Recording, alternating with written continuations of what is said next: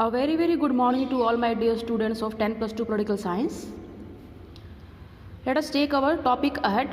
Today we will do what was the Soviet system, what were the features of Soviet system.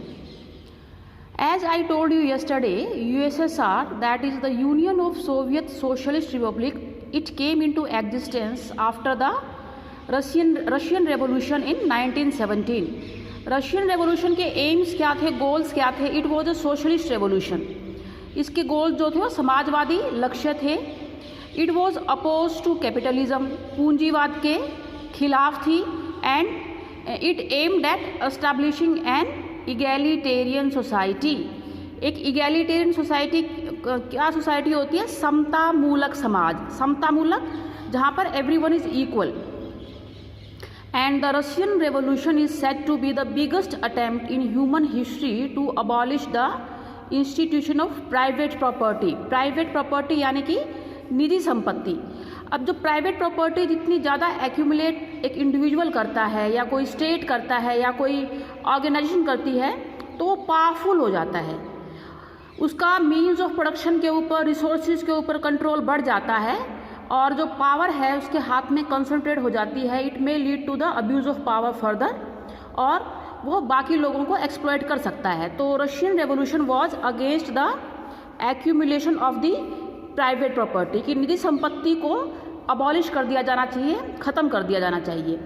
And consciously design a society based on the principles of equality. Consciously, सतर्कता के साथ, plan तरीके से, बिल्कुल जागरूक तरीके से एक ऐसा समाज बनाएं हम जो बराबरी के, समानता के नियमों पर आधारित हो. ये रशियन रेवोल्यूशन के गोल्स थे, लक्ष्य थे. इन डूइंग सो, ऐसा करते वक्त, the makers of the Soviet system, अब Russian revolution was successful, monarchy was gone and new Soviet system came into existence. तो सोवियत सिस्टम जो है अब वो इस सोशलिस्ट रेवोल्यूशन के प्रिंसिपल्स के ऊपर एस्टैब्लिश होता है.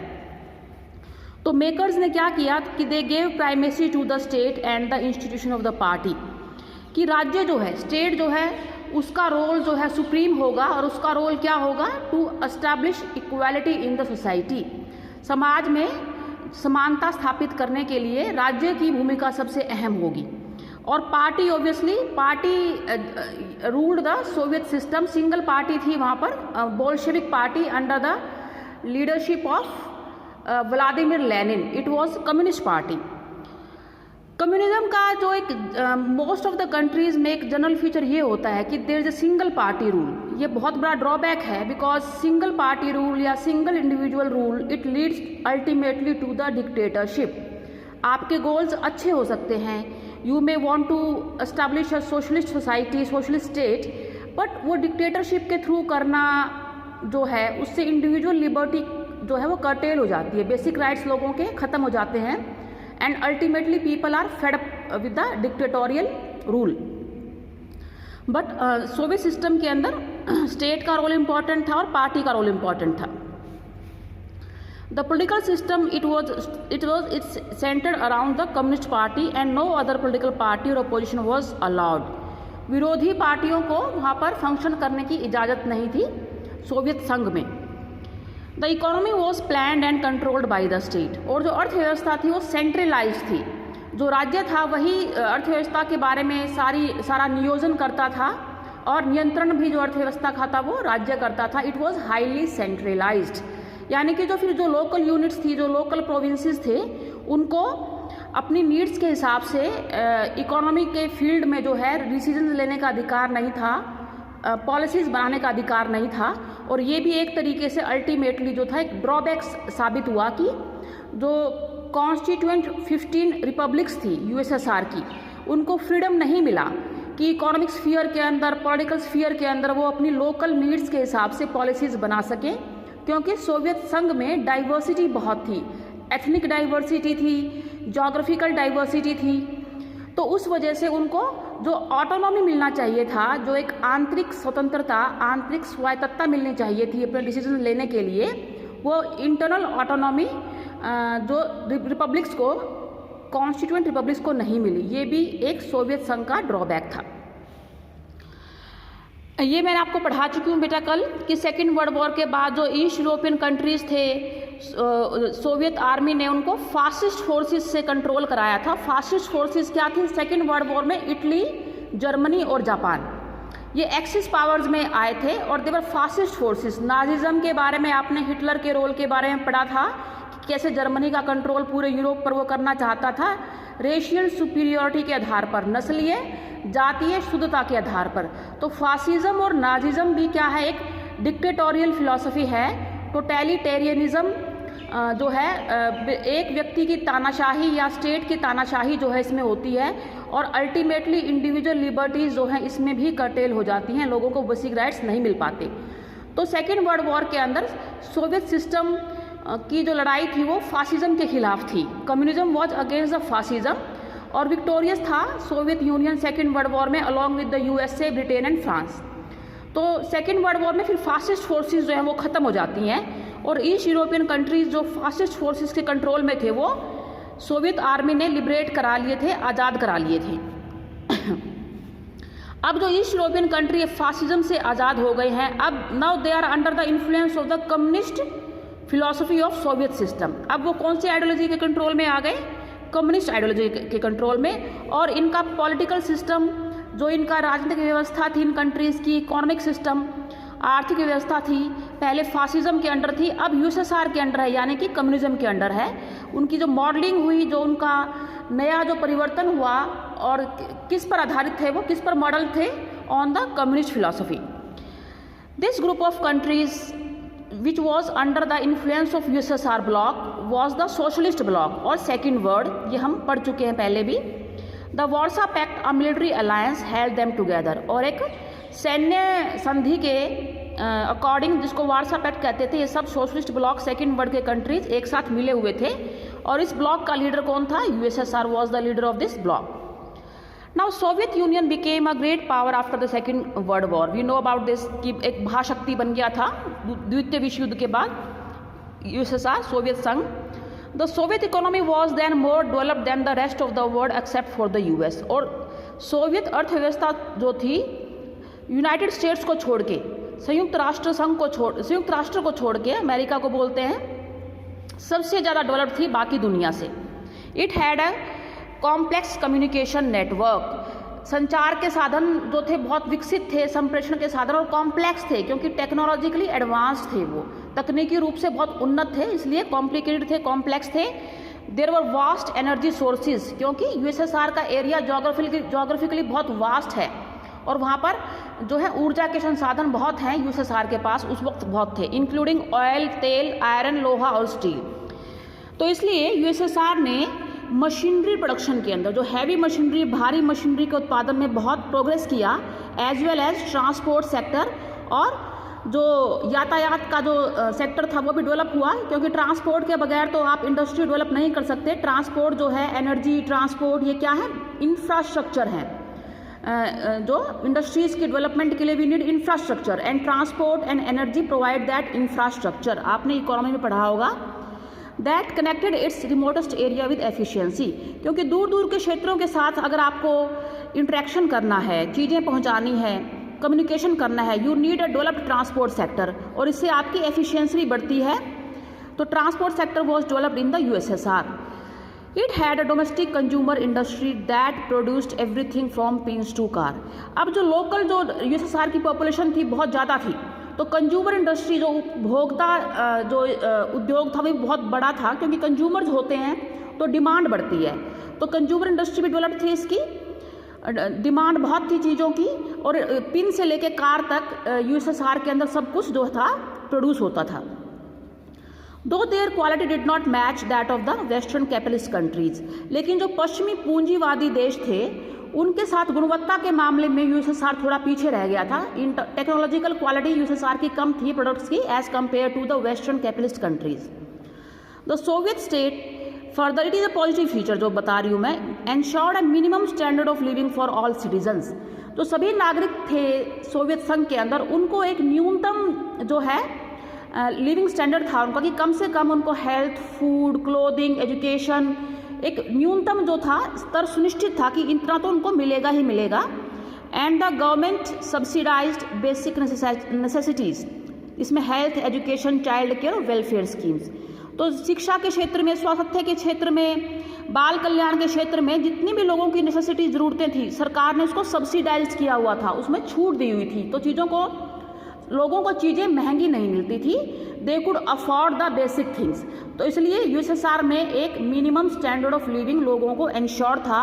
एक सोशलिस्ट स्टेट का ये एक पॉजिटिव फीचर होता है कि ये चीज़ों को महंगा नहीं होने देता और लोगों को एक मिनिमम लिविंग स्टैंडर्ड इंश्योर करता है। पावर्टी नहीं होती, गरीबी इतनी नहीं होती है। देयर वॉज नो अनएम्प्लॉयमेंट, बेरोजगारी नहीं थी बिल्कुल। State ownership was the dominant form of ownership. आपने इकोनॉमिक्स के अंदर ऑनरशिप के फॉर्म्स किए होंगे, इंडिविजुअल यानी कि कैपिटलिज्म, पब्लिक यानी कि स्टेट, और मिक्स्ड जहाँ पर कैपिटलिज्म और सोशलिज्म, इंडिविजुअल प्लस पब्लिक दोनों मिला होता है। लेकिन यहाँ पर स्टेट ओनरशिप है, यानी कि it is completely socialist form of economic production. Land and productive assets were owned and controlled by the Soviet state. और जो स्टेट ओनरशिप होती है वो सोशलिज्म होता है, जिसमें भूमि के ऊपर और जो प्रोडक्टिव असेट्स हैं, जो उत्पादन के जितने भी संसाधन हैं, उस पर सारा का सारा अधिकार किसका था? राज्य का था। ये सोवियत स्टेट की एक दूसरा फीचर है। ये सारे हमने किए हैं पॉजिटिव फीचर्स, लगभग मिक्स्ड है इसमें, पॉजिटिव और नेगेटिव दोनों भी हैं। उनकी इम्प्लीकेशंस क्या थे, उनके कॉन्सिक्वेंसेस क्या थे। अब नेगेटिव में क्या था? सोवियत सिस्टम क्या था? सेंट्रलाइज था, क्योंकि economy it was planned and controlled by the state.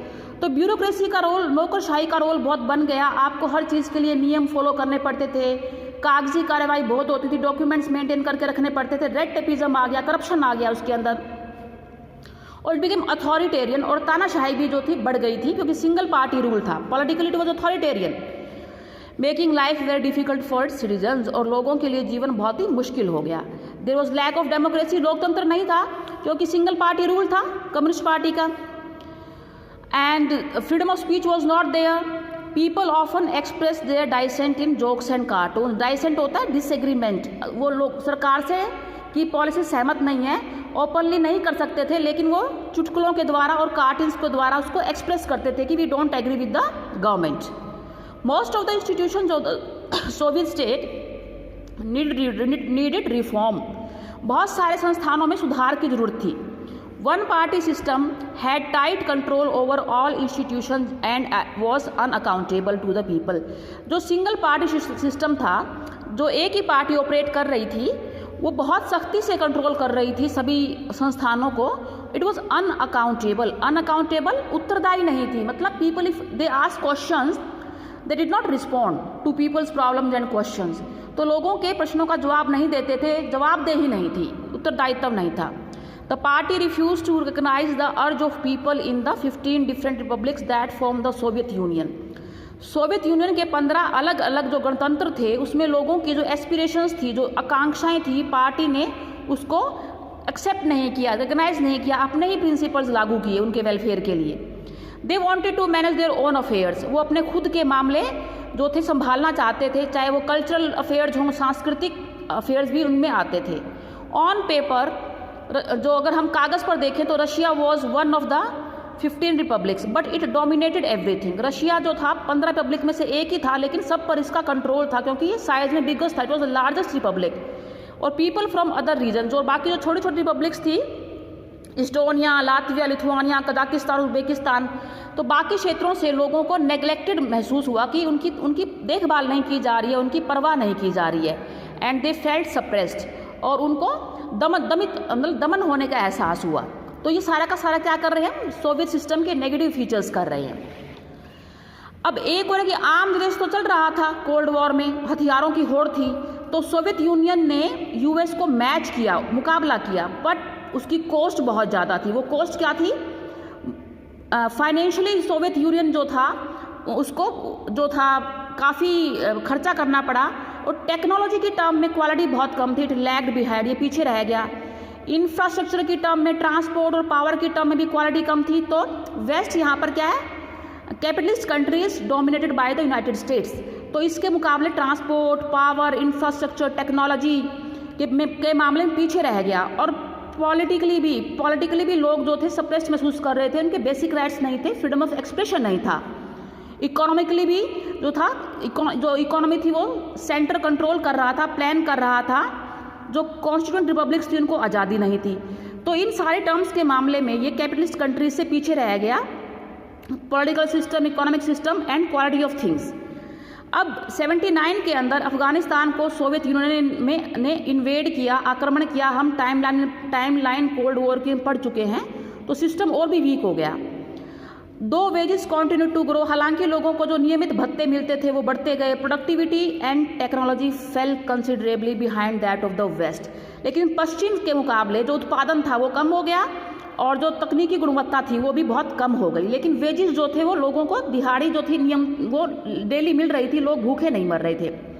तो लेकिन अल्टीमेटली जब प्रोडक्टिविटी खत्म हो जाती है तो कंज्यूमर गुड्स, लोगों को चीज़ें चाहिए यूज़ करने के लिए कंज्यूमर्स को, तो अब गुड्स नहीं प्रोड्यूस हो रही क्योंकि प्रोडक्टिविटी कम है, चीज़ें नहीं प्रोड्यूस हो रही।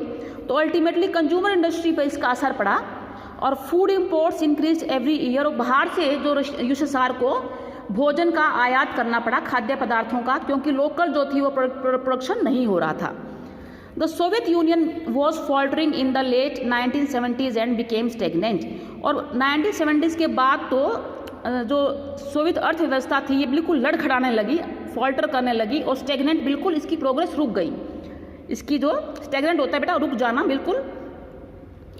तो ये हैं सोवियत सिस्टम के पॉजिटिव फीचर्स, नेगेटिव फीचर्स।